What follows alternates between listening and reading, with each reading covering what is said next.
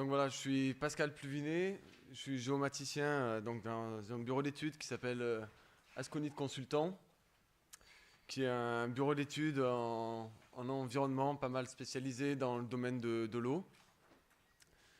Je suis utilisateur de QGIS depuis 5 ou 6 ans. Au départ, c'était uniquement pour afficher des données qui étaient dans une base de données PostGIS. Et j'imaginais pas beaucoup que QGIS ait autant d'avenir.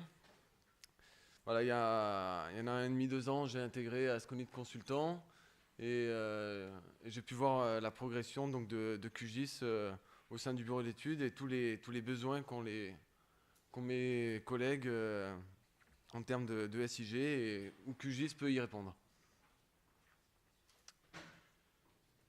Donc rapidement, une petite présentation d'Asconit, donc un bureau d'études en environnement, spécialisé donc dans le domaine de l'eau et les milieux naturels, où on est environ 210 salariés et environ 90% donc d'ingénieurs en environnement principalement.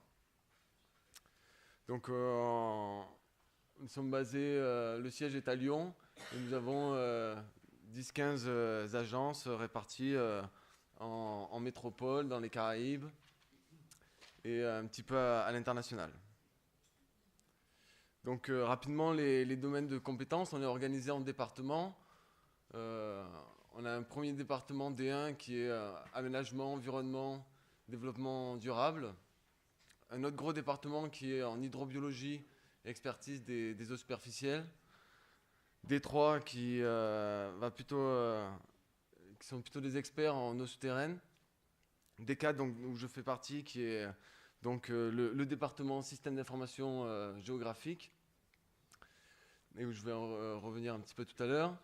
On a un département qui va travailler plutôt sur l'environnement marin. D7, donc, un département où on va retrouver un peu tous les domaines, mais qui va travailler surtout en outre-mer et à l'international. Et puis un département D8, un assez gros département qui travaille sur la biodiversité, les gestions des milieux. Et puis on a aussi un service R&D avec une dizaine de thèses en cours. Et donc comme vous voyez, dans tous ces domaines de compétences, la dimension spatiale est vraiment importante. Chaque étude se trouve sur un territoire où on a des données spatialisées et qui sont utiles à être analysées. Donc si je reprends un peu le département D4, nous on est 9 géomaticiens et une infographiste. On travaille à 70% en sous-traitance des autres départements, c'est-à-dire en tant que support ou dès qu'ils ont des analyses spatiales un peu compliquées ou des demandes en cartographie un peu plus complexes. Et donc nos principales activités sont donc un peu toutes les composantes de la géomatique, cartographie, analyse spatiale, analyse multicritère, imagerie, photo-interprétation. On a aussi un doctorat en télédétection. Donc on va faire aussi des travaux de base de données, du traitement de données et de l'analyse statistique.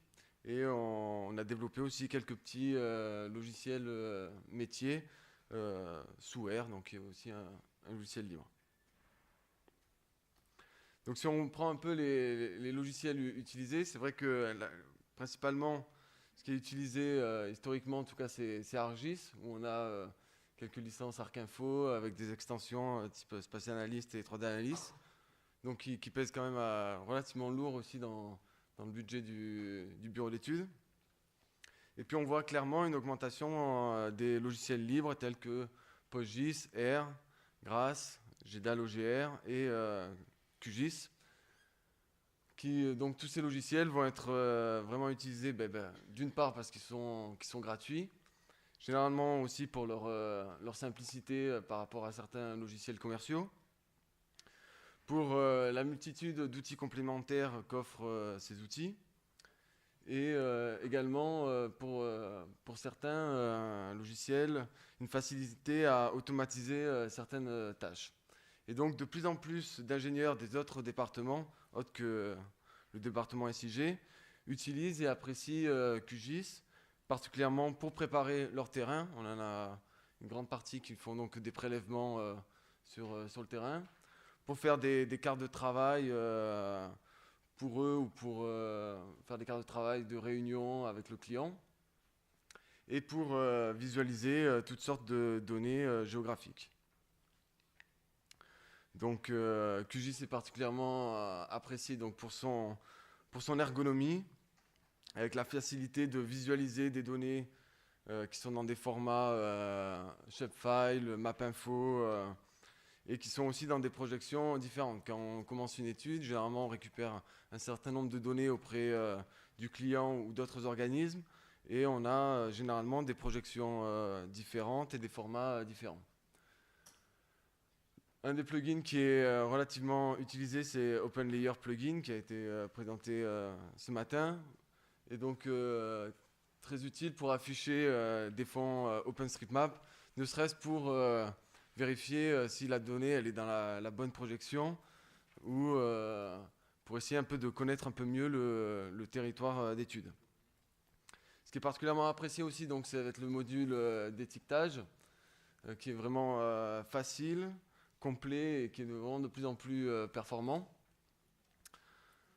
La barre d'outils donc vecteur, où on a toute la boîte à outils pour faire des analyses spatiales vecteurs, pour faire donc des intersections, des découpages, pour créer des grilles d'analyse. Ça, c'est relativement apprécié. Les liaisons avec les bases de données PostGIS et SQLite. Donc là, ça va être plutôt pour les utilisateurs avancés. Et puis, plus récemment, on commence à utiliser LISMAP, qui a été aussi donc présenté ce matin. Et je vous montrerai qu'il a été particulièrement apprécié lors de phases de concertation.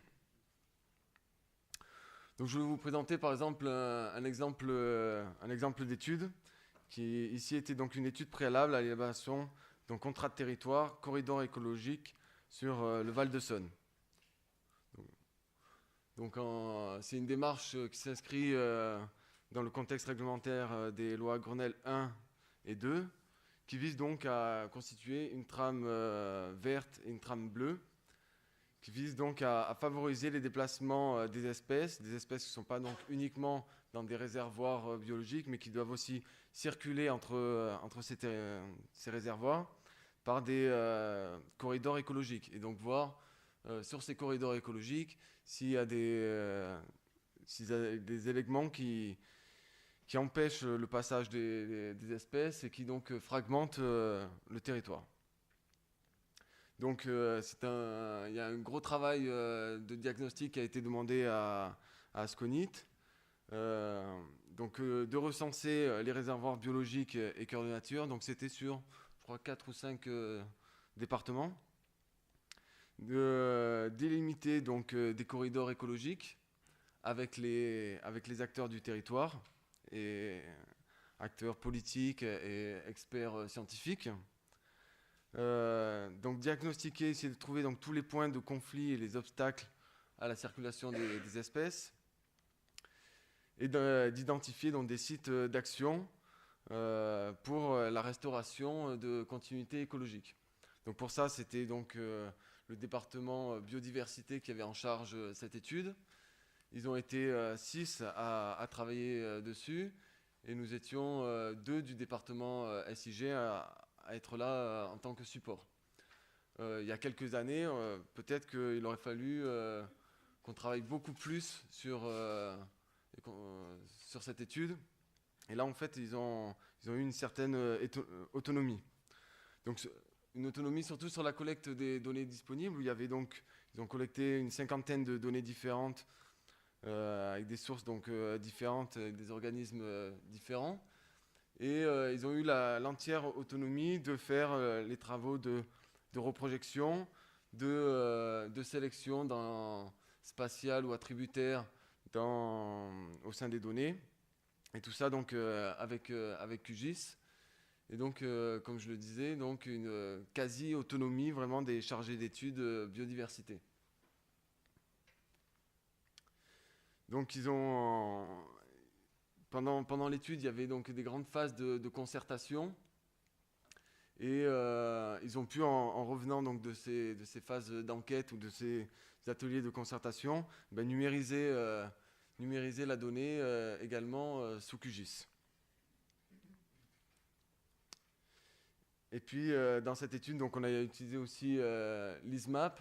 Ça a permis, en fait, à l'issue donc, des ateliers de concertation, de mettre en ligne les données qui avaient été récoltées, et puis aux acteurs de valider ou éventuellement de faire des annotations directement de chez eux. Et nous, on récupérait directement les annotations sous forme d'une couche SQLite. Donc ça a été particulièrement apprécié. Et par nous, parce qu'il a suffi juste de mettre en forme un projet QGIS, et puis ensuite de le publier très facilement sur le net. Voilà, je voulais un petit peu faire un retour sur les difficultés encore pour passer au tout QGIS. Actuellement, la version 2, elle est qu'en phase de test chez nous. Aujourd'hui, sur les ordinateurs de chacun de mes collègues de tous les départements, aujourd'hui, on en a encore qui ont des QGIS 1.4 installés, certains en QGIS 1.6. Ils ne savent même pas qu'il y a eu des évolutions, donc il y a tout un travail un peu de communication. Et donc on voit encore que on a une difficulté un peu de se passer d'ArcGIS pour certaines tâches. Alors sur le composeur de cartes, aujourd'hui on trouve que l'ergonomie est quand même un peu plus pratique sur ArcGIS, même si donc il y a eu quand même des nettes améliorations sur QGIS 2, et en particulier sur le module Atlas, parce qu'on est amené à faire un bon nombre d'Atlas dans un bon nombre d'études. Voilà, un autre point, c'est que malgré la barre d'outils sextante, on a encore un peu des difficultés à faire fonctionner certains outils raster inclus dans GRASS ou Saga. Aujourd'hui, on a plutôt facilité à utiliser vraiment GRASS, Saga, en dehors de QGIS, ou d'utiliser des outils commerciaux tels que Spatial Analyst. Mais des tests que j'ai faits, je trouve que c'est de plus en plus facile, et je pense que ça va être un point où on va facilement y venir. Et puis en tant que bureau d'études, on doit répondre aux exigences des clients, qu'ils soient publics ou privés, et qu'on a encore le souhait de certains clients, et c'est clairement écrit dans le cahier des charges, de travailler par exemple sur ArcGIS. Par exemple, on va devoir leur faire toute une cartographie. Il faut qu'on leur rende le projet MXD de la cartographie. Et pour eux, il n'est pas question encore qu'on leur rende le projet sous QGIS. Maintenant, ça vient. On commence à voir dans quelques cahiers des charges qu'on a la liberté de rendre le travail soit sous QGIS, soit sur ArcGIS. Mais alors maintenant, il y en a qui nous demandent les deux. On commence à le voir dans certains cahiers des charges. Et puis depuis quelques années, il y a des scripts qui ont été développés en Python pour ArcGIS ou en VBA pour ArcGIS. Et le jour où on passerait au tout QGIS, et il y aurait peut-être encore des petits scripts à développer. Et là, il faut soit on est en sous-charge et on essaye un petit peu de s'atteler à écrire de nouveaux scripts. Soit pour nous, ça reste encore un peu difficile. Voilà, néanmoins, là, en novembre, on a fait un petit audit interne. C'est-à-dire qu'on a fait passer un questionnaire via Internet à tous les agents d'Asconit, en leur demandant quels sont vraiment vos besoins à SIG, où est-ce que vous en êtes en termes de SIG, et quelles sont les fonctionnalités que vous recherchez le plus, pour que donc nous, après, on essaye de trouver une alternative aux outils payants. Il y en a certains qui ont des licences ArcGIS et qui pourraient très bien tout faire sous QGIS, voire peut-être même mieux. Et puis encourager l'utilisation de logiciels SIG. C'est vrai que quand on n'avait que des logiciels commerciaux, et ben le SIG c'était vraiment réservé aux géomaticiens. Là, maintenant qu'on a des outils libres, des outils gratuits avec une communauté derrière qui répond, il y en a qui se disent ah ben tiens, moi ça m'intéresse finalement de travailler sur du SIG. Je vais arrêter de préparer mon terrain en faisant un imprimé écran de géoportail et j'y colle des gommettes dessus. Je vais aussi utiliser le SIG.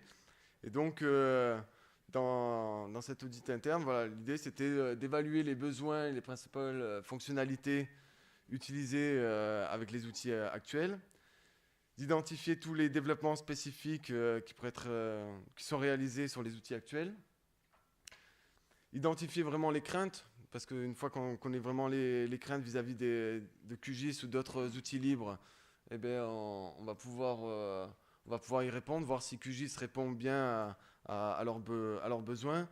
Éventuellement, donc, les accompagner soit en faisant des petites formations internes, soit en rédigeant des petites fiches techniques sur des opérations qui sont faites assez couramment. Et donc là, on n'a pas encore vraiment dépouillé un peu ce questionnaire, mais c'est vrai qu'on retrouve grosso modo trois grands types de personnes. Ceux qui utilisent tous les jours ArcGIS ou MapInfo et qui ont vraiment une crainte d'être beaucoup moins productifs le jour où on va peut-être les obliger à passer sous QGIS.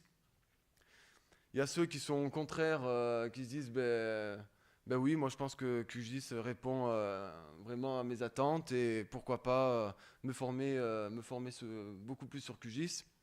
Et puis j'en parlais un peu tout à l'heure, on pensait même pas qu'ils allaient répondre au questionnaire, mais c'est des gens qui disent ben oui, maintenant qu'il y a des outils gratuits et libres, pourquoi pas que je me mette vraiment au SIG au lieu de bidouiller des petites choses dans mon coin.